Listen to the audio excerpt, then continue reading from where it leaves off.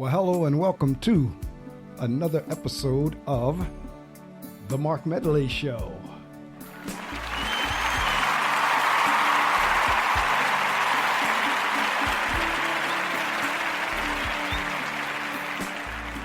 Thank you so much. It has been a little while now since I have recorded an episode of The Mark Medley Show.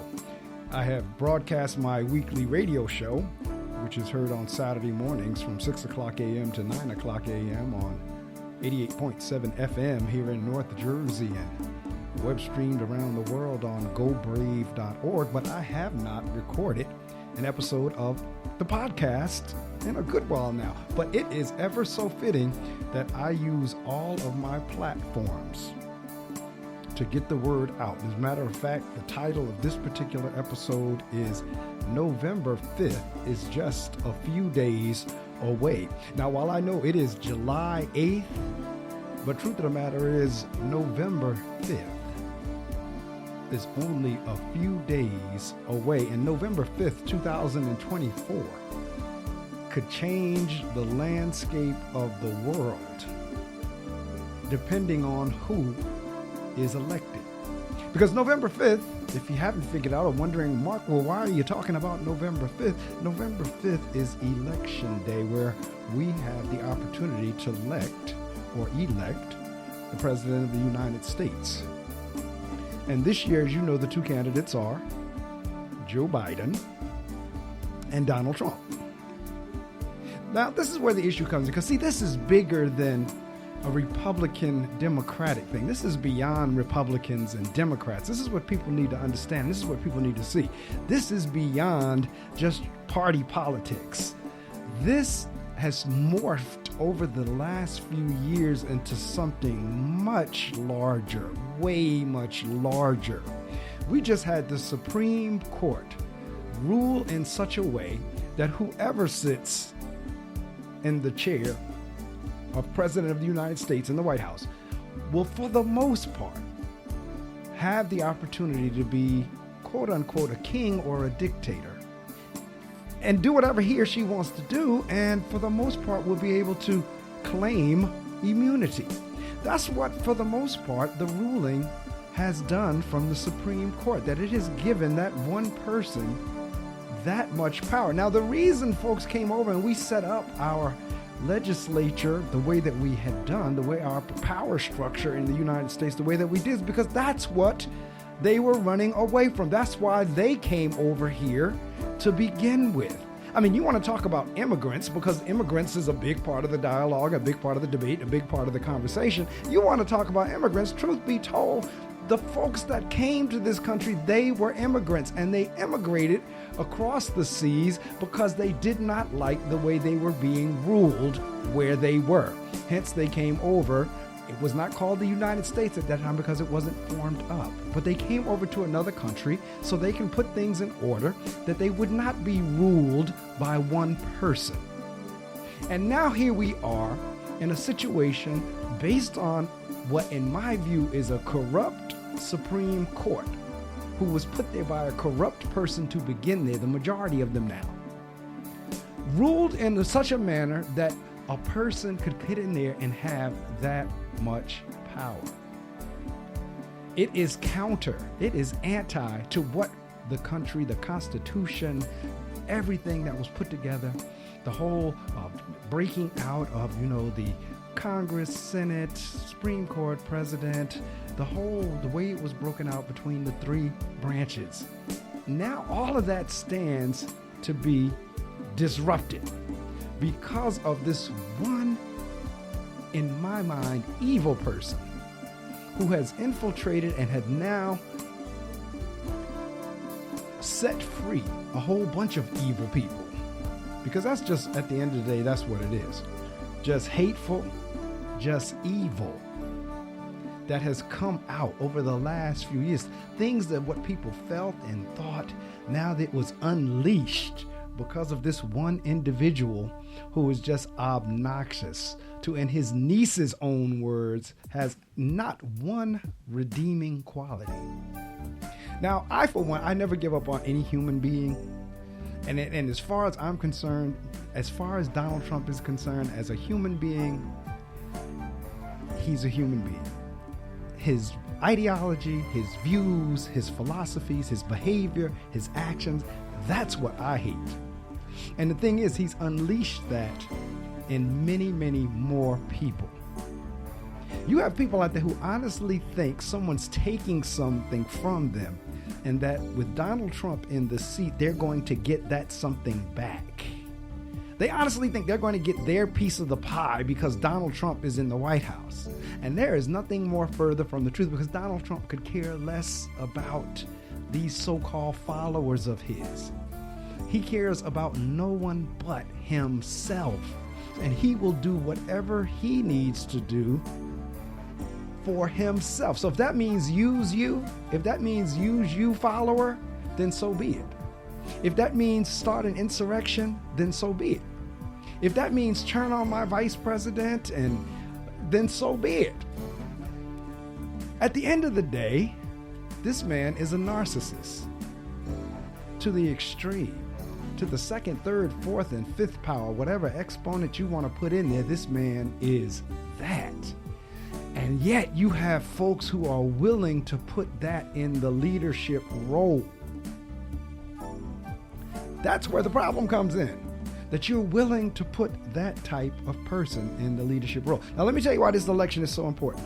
And he's claiming, which he's lying, that he knows nothing of this. But the truth of the matter is, I'm quite sure. Now, he may have not have written it, because I don't give him that much intellectual and academic capacity. So he may not have written it, but there were people around him who did.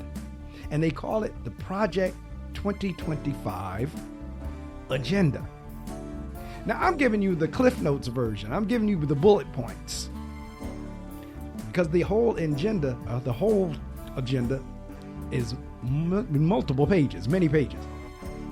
So I'm giving you the bullet list. Project 2025 agenda. Eliminate the Department of Education. Use public funds to pay for private religious schools. Now that's interesting, because these folks are about as non-religious as they come, but they want to put everybody in a private religious school. Encourage Christian indoctrination through public schools. Again, these people don't display any type of Christianity, and yet they want to now indoctrinate folks in public schools.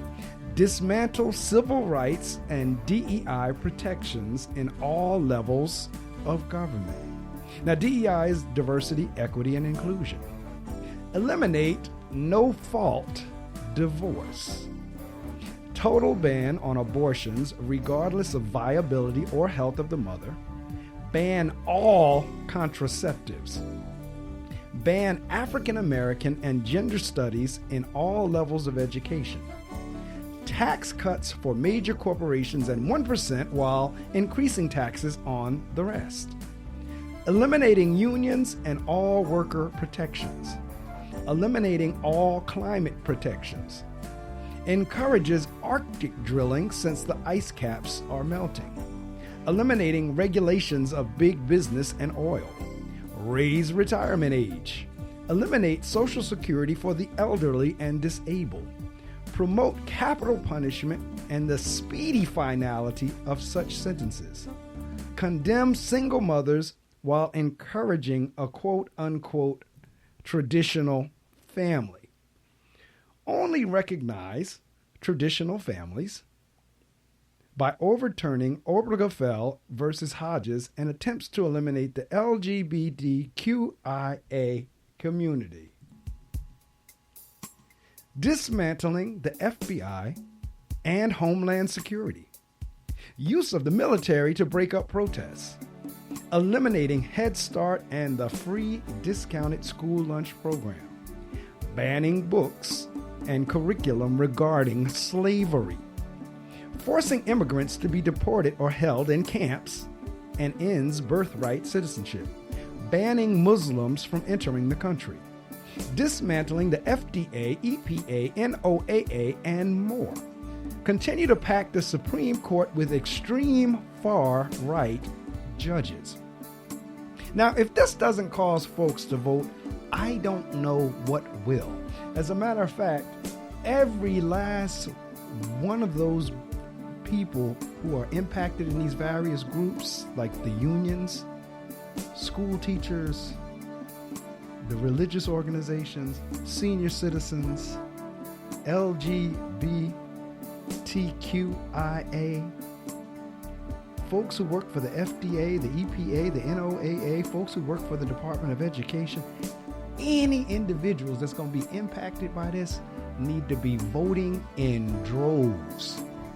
We need to be organizing at this point to make sure that every one of us who are members of these various groups, they make sure they vote so that this does not come into play. This does not come into action. Don't give them the opportunity for this to come into play. I mean, this is absolutely ridiculous. When you think about that, how far back the clock is trying to be rolled back, how far folks are trying to roll the clock back for all the progress that's been made, and they're going to come up with an agenda such as this, and then we have folks out there who are willing to support this and vote for that. Something is wrong. Something is definitely wrong. Now, they want to talk religion. They want to talk all of that. So I've been kind of steering people to the Bible. I mean, I believe it's 1 Samuel, if I'm not mistaken, 1 Samuel chapter 8, where the folks talk about they want a king. And Samuel really gets disgruntled with the folks because, he's like, they're wanting a king like the other groups, because it's Israel asked for a king. 1 Samuel 8, and this is from the NIV. When Samuel grew old, now it's interesting because you're going to see some parallels here between what happened in biblical times versus what's happening right here in 2024. When Samuel grew old, there's that word old, he appointed his sons as Israel's leaders. The name of his firstborn was Joel, and the name of his second was Abijah, and they served at Beersheba. But his sons did not follow his ways. They turned aside after dishonest gain and accepted bribes and perverted justice. There we go, perverted justice. I'm going to say it again, perverted justice. So all the elders of Israel gathered together and came to Samuel at Ramah. They said to him, "You are old." Gee, aren't we saying to Joe Biden, you are old?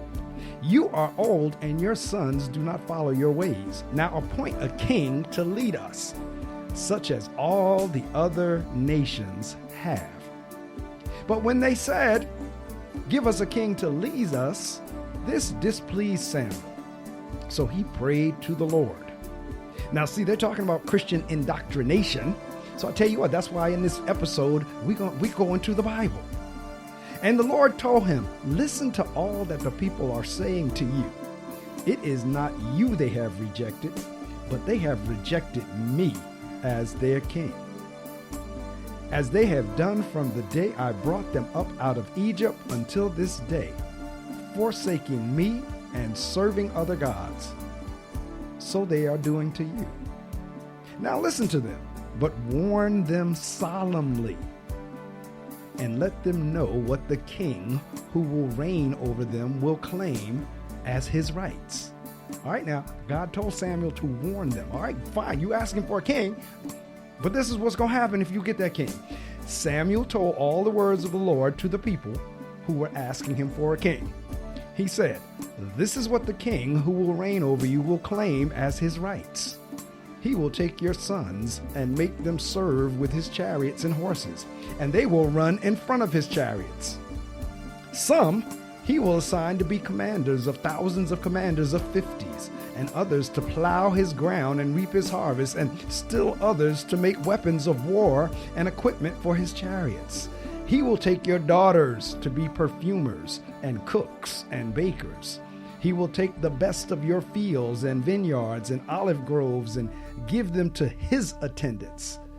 He will take a tenth of your grain of your vintage and give it to his officials and attendants." Supreme Court judges, maybe. "Your male and female servants and the best of your cattle and donkeys he will take for his own use. He will take a tenth of your flocks, and you yourselves will become his slaves." Gee, we don't want to talk or teach anything about slavery. See, I'm telling you, the parallel, this is going back in Bible days, but think about what we just read in Project 2025. When that day comes, you will cry out for relief from the king you have chosen, but the Lord will not answer you in that day. But the people refused to listen to Samuel.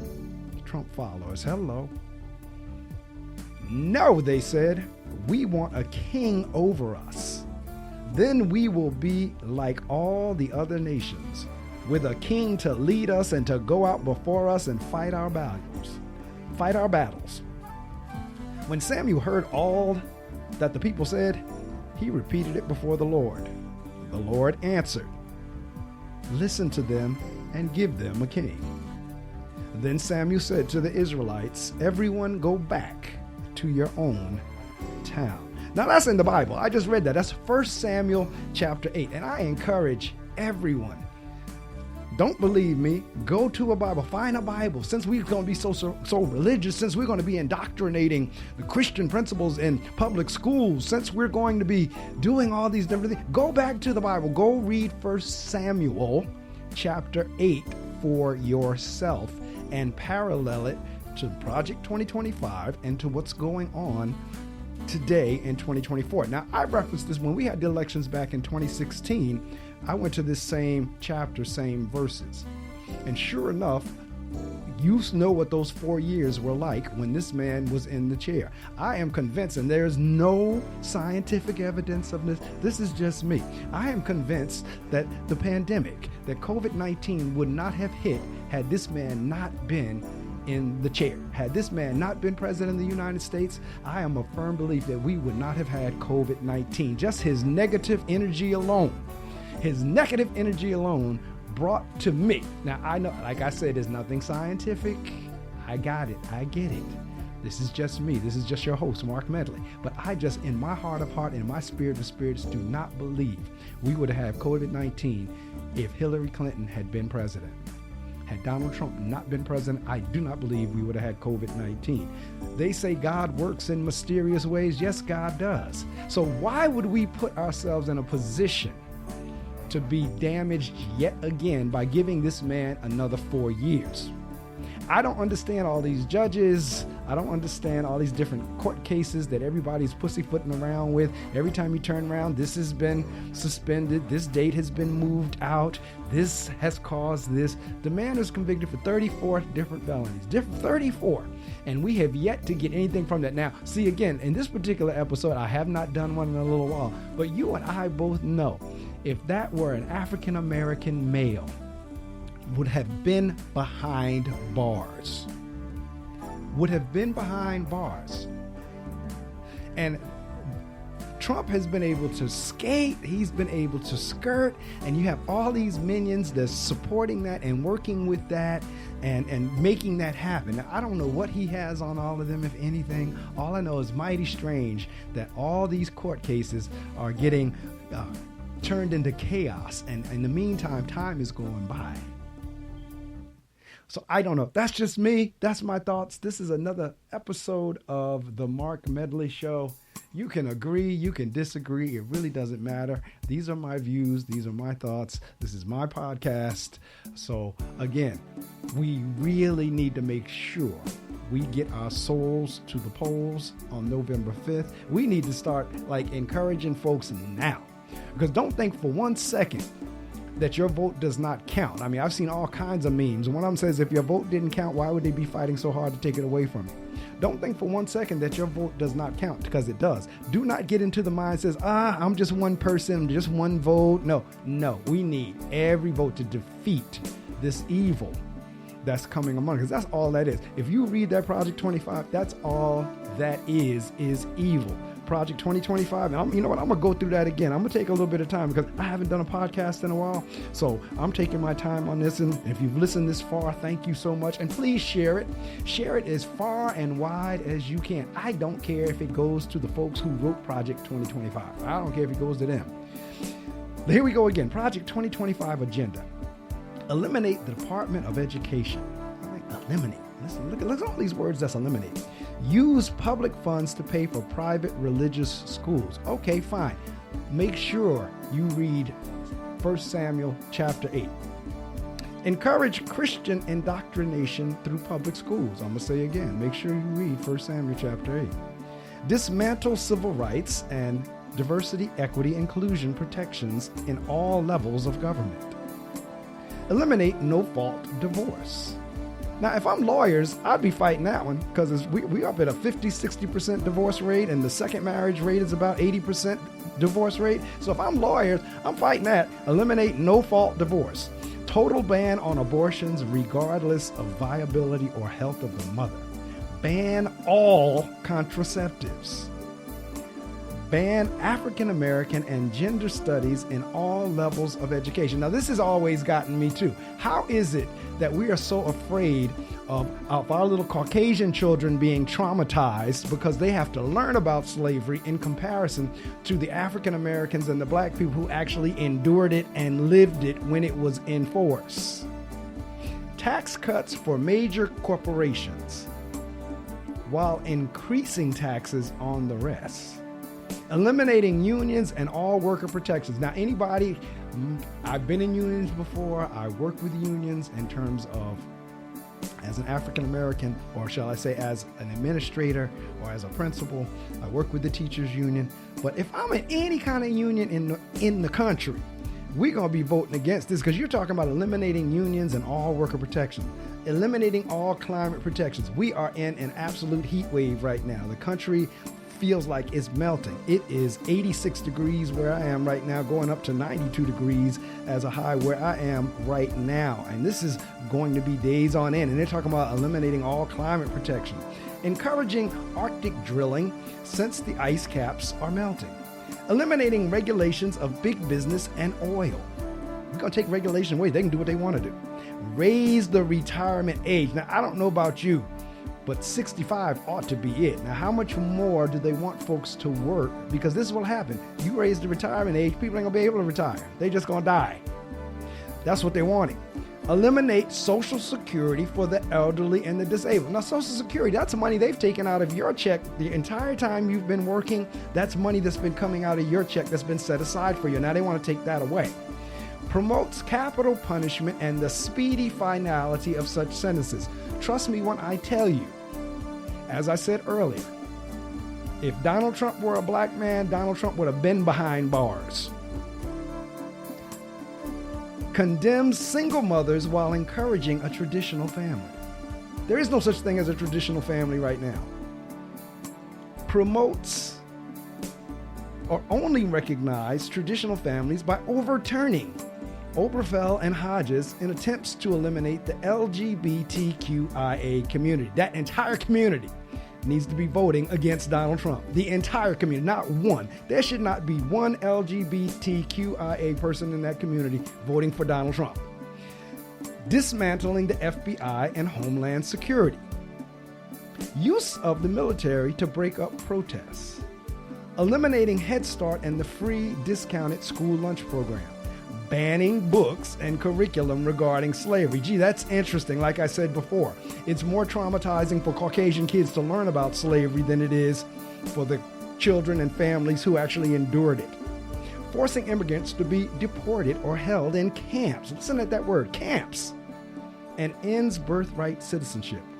Banning Muslims from entering the country.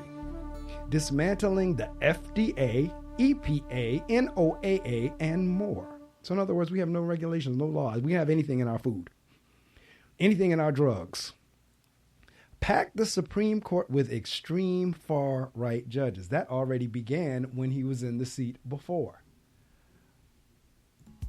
So folks, there you have it. November 5th is only a few days away. It is Monday, July 8th, and Tuesday, November 5th is not far. Those days are going to go by very quickly.